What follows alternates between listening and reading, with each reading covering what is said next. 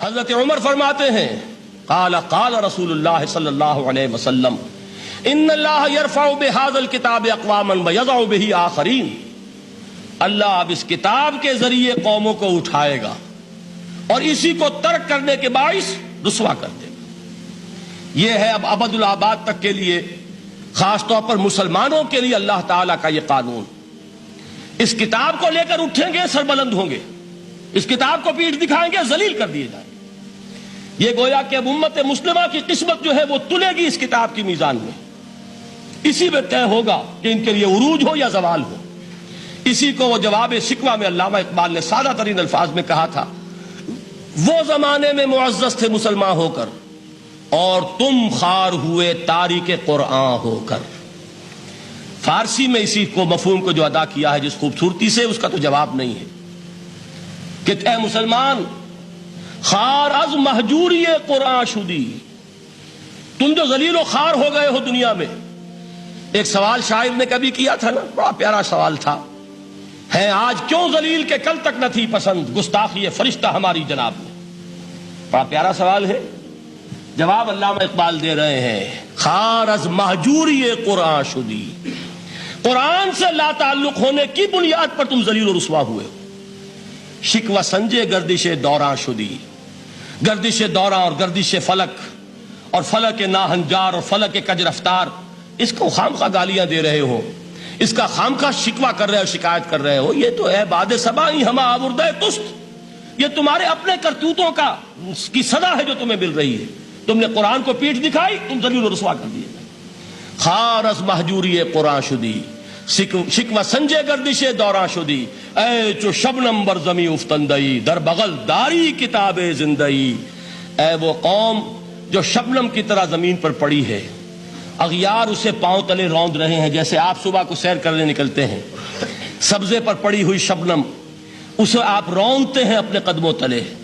اے امت محمد، آج تو دنیا کی قوموں کے سامنے اسی طرح پابال ہے، سرنگوں ہے، لیکن ہوش میں آ کہ تیری بغل میں وہ کتاب زندہ موجود ہے، وہ کتاب زندہ جس نے کہ دنیا میں یہی جزیرہ نما عرب، وحشی لوگوں کا مسکن، نہ یہاں علم، نہ یہاں تمدن، نہ یہاں تہذیب، نہ یہاں تنظیم، کوئی ڈسپلن نہیں، کوئی حکومت نہیں، کوئی تہذیب نہیں، کچھ نہیں، تاریکیاں ہی تاریکیاں۔ یہی کتاب تھی جس نے اسے منور کیا، یہی کتاب تھی جس نے دنیا کا امام بنایا، یہی کتاب تھی جس نے دنیا کا معلم بنایا، یہ کتاب تھی جس نے نئے نئے علوم ایجاد کرنے سکھائے، یہ کتاب تھی جس کی بدولت یہی عرب تھے جنہوں نے یونان کے فلسفے اور سائنس کو جو مر چکے تھے انہیں زندہ کیا، ان میں نئی چیزوں کا اضافہ کیا اور اسپین کی یونیورسٹیوں کے ذریعے سے یورپ تک دوبارہ پہنچا دیا۔ یہ وہ کتاب ہے، در بغل داری کتاب زندئی۔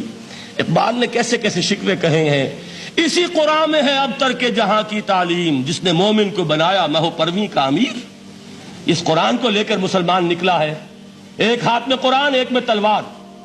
برا نہ مانیے، قرآن تلوار کا نام بھی آپ اپولوجیٹک انداز میں نہ لیا کریں۔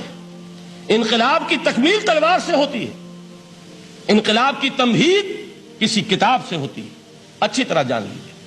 کبھی انقلاب صرف کتاب سے نہیں آیا، کتاب سے ذہن بدلتے ہیں، کتاب سے فکر بدلتی ہے، کتاب سے سوچ بدلتی ہے، کتاب سے ایک جماعت تیار ہوتی ہے، ایک قوت تیار ہوتی ہے۔ وہ 313 جو میدان بدر میں تھے وہ قرآن کا اعجاز کا ظہور تھے، لیکن ان کے ہاتھوں میں تلوار آئی ہے، ہم اسے ڈینائی نہیں کریں گے کہ در حقیقت انقلاب محمدی کی تکمیل میں یقیناً تلوار کا حصہ۔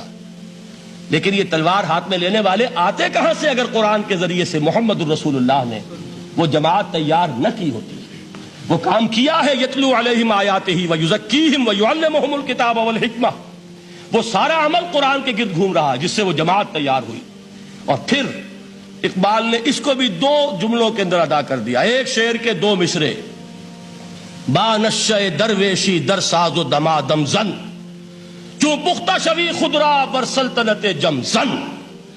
پہلے ہے وہ نشہ درویشی، وہ فقر، وہ صحابہ کرام کے وہ راتوں کو اللہ کے سامنے کھڑے رہنا، وہ تزکیہ نفس، وہ موعظہ قرآنی، وہ تزکیہ جو قرآن کے ذریعے سے ہو رہا تھا 13 برس تک ہوا۔ اب جب ایک جماعت تیار ہو گئی، ایک قوت وجود میں آئی، تو اب اس قوت کو محمد رسول اللہ نے باطل کے نظام پر دے مارا، ٹکرایا. بانش درویشی در ساز و دمادم زن، چوں پختہ شوی خدرا بر سلطنت جم سن. تبھی وہ انقلاب آیا، جاء الحق وزہق الباطل ان الباطل کان زہوقا.